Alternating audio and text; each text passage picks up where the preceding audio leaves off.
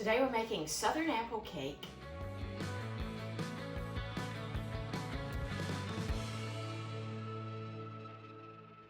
Now I've been back to the orchards in Pennsylvania. I only live about 10 minutes from the orchards. The climate and the soil in southern Pennsylvania lends itself so well to apple production, and Pennsylvania is actually the 4th largest apple producer in the country. What I'm going to use today is a combination of 3 apples that are fairly crispy. This is a Jana Gold. This is what we call a Mutsu or a Crispin. It's a very crunchy apple. And this apple is called an Evercrisp. And this is a very crunchy, firm apple as well. I'm going to go ahead and thinly slice these. And I'm just going to squeeze a little lemon juice on them to prevent them from oxidizing. So spray your 9x13 pan well with baker's spray. Set that aside. So for our dry ingredients, we need 3 cups of flour, 1 teaspoon of salt, and 1 teaspoon of baking soda. When you start your fall baking, make sure your baking soda is fresh. And you test that by just putting a little bit in a bowl and dropping a little bit of lemon juice or vinegar in it. And if it gets real fizzy, then it's still good. Let's whisk together our dry ingredients. In a larger bowl, add 2 cups of sugar, 1 cup of oil. I'm using vegetable oil. And 4 eggs, and I have my eggs at room temperature. I'm simply going to whisk this until it's very smooth.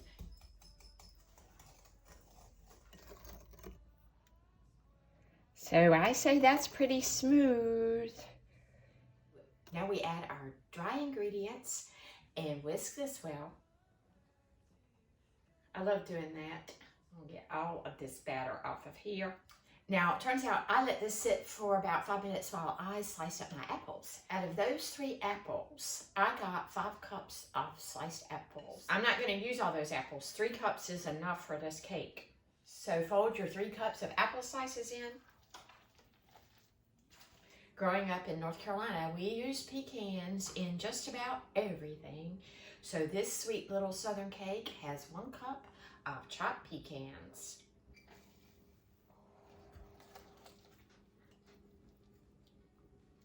You notice we did not add any milk to this batter, so that's why we have a thick batter. The moisture is going to come from those apples as they bake. You will love this easy little southern apple cake. Our cake goes into a cold oven, so place this on the center rack of a cold oven. Turn the temperature to 325 degrees. This remains in the oven between 50 and 55 minutes. We're going to test this with the toothpick around 50 minutes and see if it's done. We'll be back to make a caramel topping for this southern apple cake. Our apple cake cooked for about 48 minutes, so you want to check it, just before the low end of the cook time, which is 50 minutes. I let this cake cool almost completely in the pan, and then I inverted it on a cutting board and then flipped it back over onto this cooling rack. Now we're going to make our caramel topping on the stovetop. So you need a small saucepan. Add 1/2 cup of firmly packed brown sugar and 1/2 cup of granulated sugar. Pour in 1/4 cup of heavy whipping cream, and you can use half and half or even an evaporated milk. We add 4 tablespoons of butter, which I microwaved this for 30 seconds just to go ahead and get it warm. So turn your heat on to medium-high, and we are going to bring this to a boil for 2 minutes. You really want to get this stirred well because we don't want to end up with a grainy caramel topping. The secret is to keep stirring with your caramel, and we will add vanilla to this, but after we've formed the caramel. We're getting to a boil, so stir this constantly for 2 more minutes. It's been 2 minutes, and I'm removing it from the heat. And now we pour in 1 teaspoon of vanilla. So you don't want to add the vanilla before you cook the caramel.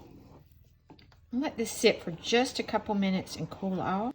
So there's a fine line between too warm and too cool. So you got to keep an eye on it. So it's starting to get thick. but it's still pourable. See, that's a great caramel sauce. Should be clear and looking like that. Now this caramel topping is not grainy. It's nice and soft, and it is absolutely delicious. And I couldn't resist tasting this. It's so moist and delicious, loaded with apples, pecans. That caramel topping goes so well with this cake.